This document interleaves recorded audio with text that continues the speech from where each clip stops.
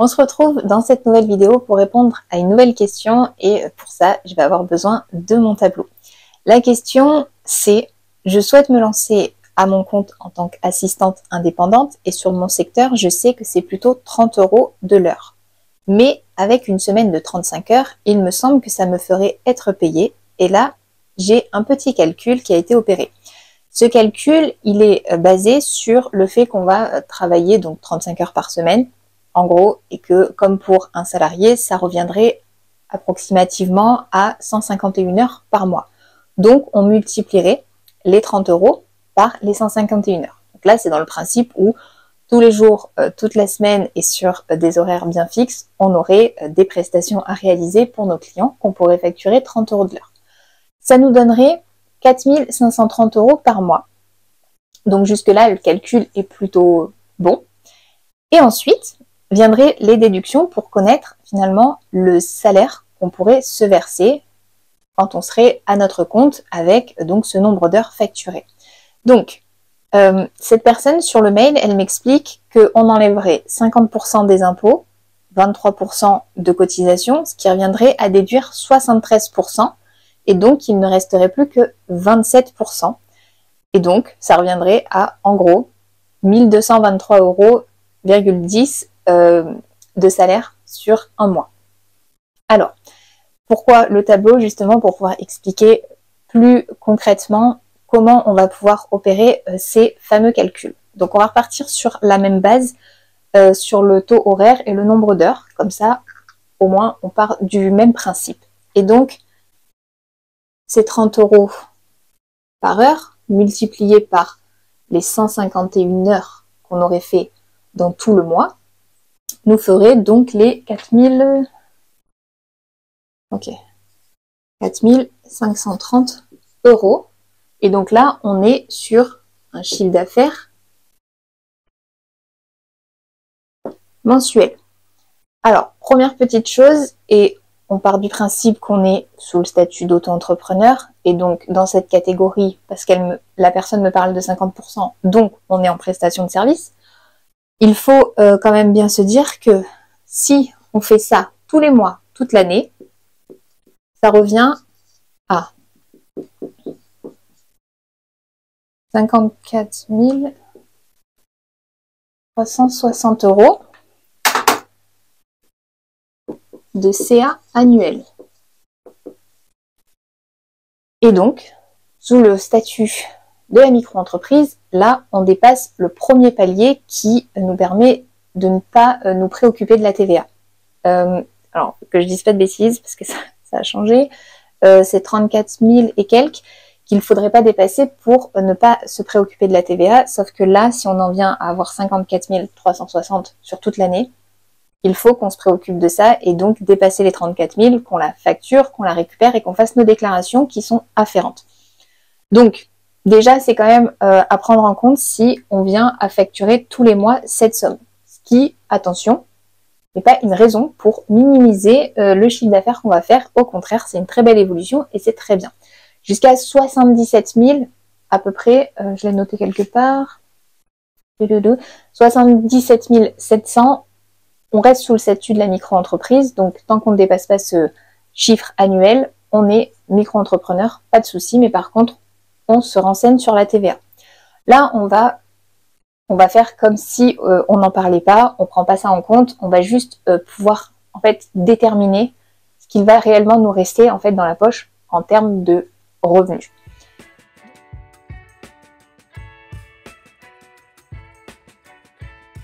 Donc, on repart sur notre première partie et donc sur un chiffre d'affaires mensuel de 4 530 €, qu'est-ce qui va venir en déduction réellement? Parce que là, on est bien sur du chiffre d'affaires et c'est pas toute la somme qu'il nous reste dans notre poche nette pour nous.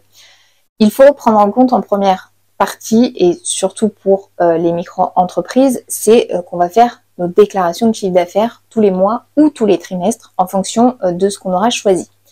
Là, on va partir donc sur le mensuel et en prestation de service BIC, donc pour là en l'occurrence cet exemple-là, et donc il faut regarder quels sont les taux de cotisation en fonction de la catégorie à laquelle tu appartiens. Pour cette catégorie, donc en prestation de service BIC, on est en gros, tout cumulé, les cotisations et contributions à 21,98, donc on va arrondir à 22%. Donc mon stylo ne marche pas.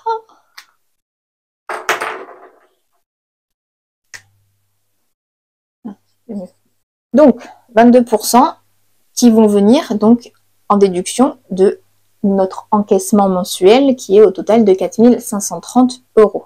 Donc si je déduis 22%, ça veut dire que je vais déduire 996,60 €. Donc quand je vais faire ma déclaration mensuelle, en l'occurrence, je vais devoir payer à l'URSSAF cette somme-là. Donc ça veut dire que les 4 530 € vont déjà venir en déduction 996 €. Ce qui fait qu'il nous reste déjà 3 533,40 €. On a déduit la priorité, les cotisations et contributions sociales, ce qui reviendrait à un salarié avec sa fiche de paie et son salaire brut pour arriver jusqu'à son salaire net. Donc là, on va dire qu'on arrive déjà sur cette première base. Ensuite, et en tant qu'entrepreneur, tu peux avoir des frais de fonctionnement. En fonction de ton activité, tu vas débourser de l'argent pour peut-être un abonnement téléphonique, une assurance, une prévoyance, des frais de déplacement, etc. Tout ça, en fait, ça va faire partie de tes frais de fonctionnement, tes frais qui vont venir se rajouter en plus de ces 22%. Si tu es en prestation de service, et là, je vais t'inviter, après avoir regardé la vidéo en entier, à aller voir une autre vidéo que j'ai faite, qui est BIC ou BNC, comprendre un petit peu le fonctionnement de tout ça et les pourcentages qu'il faut prendre en compte et déduire éventuellement de nos chiffres d'affaires. Il ne faudrait pas en prestation de service dépasser à peu près 28% en frais de fonctionnement. Et donc, parce que on va arriver après à la partie impôt qui va nous permettre de bénéficier d'un abattement qui va être de 50%. Et si nos frais sont supérieurs en totalité, charges comprises, cotisations, etc., à 50%, on n'a aucun intérêt à être en micro-entreprise. Donc là, en gros, je ne vais pas te faire vraiment un exemple de pourcentage parce que ça va dépendre de ton activité, mais pour ce qui est des secrétaires indépendantes, et donc parce que forcément je connais l'activité, tes frais de fonctionnement ne doivent pas être extrêmement élevés. Tu peux très bien fonctionner avec très peu de dépenses. Donc, l'avantage, c'est que normalement, tu ne devrais pas avoir à trop déduire, en tout cas là sur un chiffre mensuel, trop de sommes d'argent.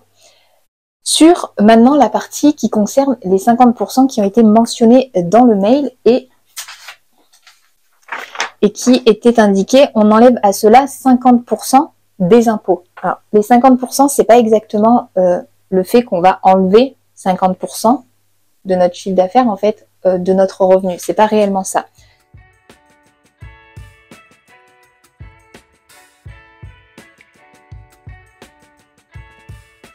Donc, pour cette partie impôts, en micro-entreprise, on ne peut déduire aucun frais, aucune charge, pas de cotisation, rien du tout. Parce que le statut est simplifié et donc ils font en sorte qu'on ait le moins de démarches possibles à effectuer. La seule très importante et à faire, même si le chiffre d'affaires est à zéro, ce sont nos déclarations de chiffre d'affaires. Pour ce qui est donc de la partie impôt, ils ont décidé quand même de prendre en compte le fait que une micro-entreprise, même si elle ne déduit rien, va quand même avoir des frais, des charges à payer en fait sur tout le chiffre d'affaires qu'elle va générer avec son entreprise. Donc, ils ont décidé de prendre en fonction de l'activité que l'on a et de la catégorie à laquelle on appartient, de faire une déduction d'office qui correspondrait éventuellement au pourcentage de frais et charges qu'on aurait pu avoir sur toute une année avec notre activité. Et donc, pour les prestations de services en BIC, l'abattement est de 50%. Ce qui veut dire qu'on ne va pas en fait avoir moins 50% sur notre chiffre d'affaires. En fait, on ne va pas ne pas l'encaisser. En fait, on ne va juste pas être imposé sur cette partie-là. Ça veut dire que et donc là, on ne va pas partir sur nos 3 533 qui auraient pu arriver dans notre poche. On va partir sur le chiffre d'affaires qu'on a généré. Si on part du principe que toute l'année, on fait un taux plein tous les mois et que donc on facture chaque mois 4 530 € sur les 12 mois de l'année,